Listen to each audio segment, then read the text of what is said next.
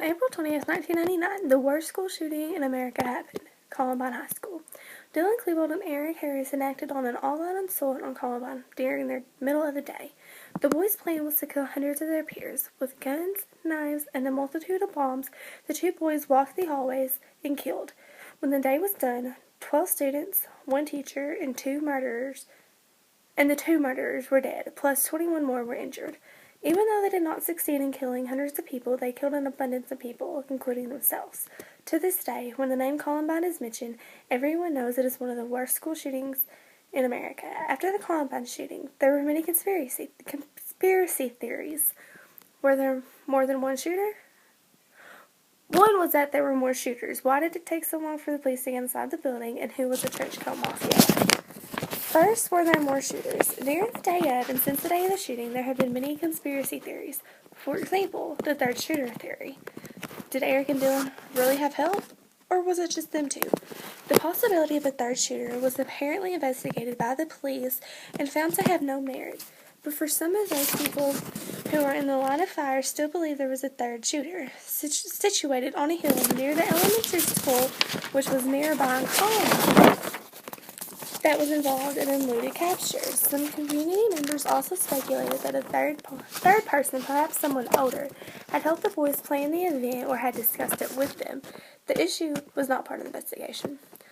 If the two shooters committed suicide shortly after noon, as police claim, how come at least 35 witnesses saw or heard suspects, gunshots, or explosions after that time? With that being said, no one, still to this day, knows for a fact whether or not there were more shooters. Second, why did it take police so long to get inside the school building? Once the police got to the school, why did it take them so long to enter the building and try to stop the shooters? Why did the police concentrate on setting up a perimeter at the same time dispatch via phone is hearing the sounds of gunshots within the school? Why did it take police so long to enter the school, and why did it almost take for them 3 hours to reach the library, the area where the shooters were last seen? Who gave the police the orders not to go in? The first officers on the scene had never trained for what they found at Columbine High School. No hostages, no demands, just killing.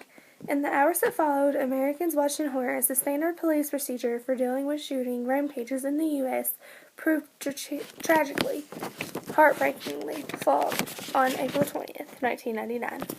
With this being said, it goes to show that the police really had no idea what to think about this or how to act upon it. Now, every police officer has to go a training called active shooter training. During this training, the officers will have to go towards the shooter or shooters, step over bodies, and try to get the shooter or shooters from continuing open fire. Next, who was the Trenchcoat Mafia? The Trenchcoat Mafia, or TCM, was a group or clique in a school that Eric and Dylan were involved in, or even preps. However, that certain group wasn't always there. The Trenchcoat Mafia all started after a boy wore a trench coat for Halloween.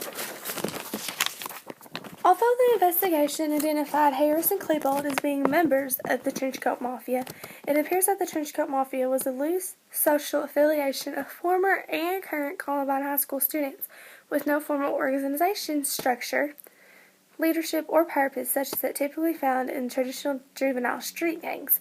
Contrary to the reports following the Columbine shootings, there is still no evidence of affiliated Trenchcoat Mafia groups nationwide.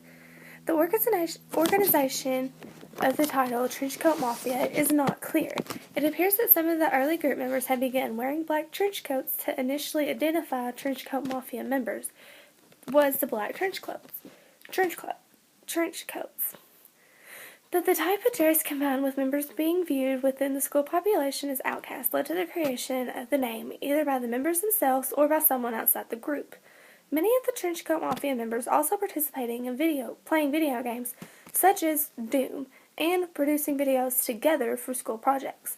A number of those interviewed related to the members of the Trenchcoat Mafia, individually and as a group, were often harassed by student athletes or jocks.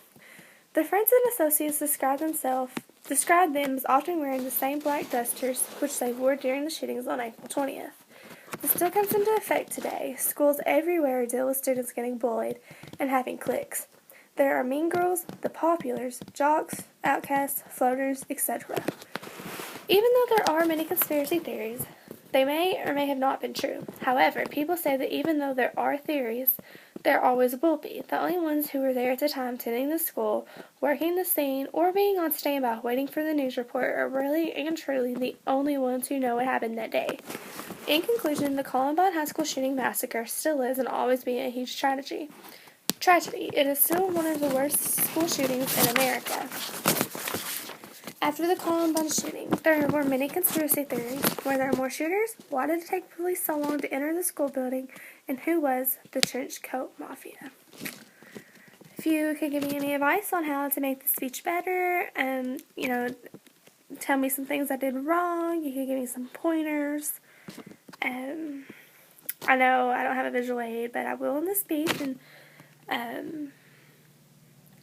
I did stumble over my words a lot, and I'm definitely going to try to get this speech down pat so I don't have to look at the paper, but just any advice you could give me on what I could do better or things I did wrong would be helpful. Thank you.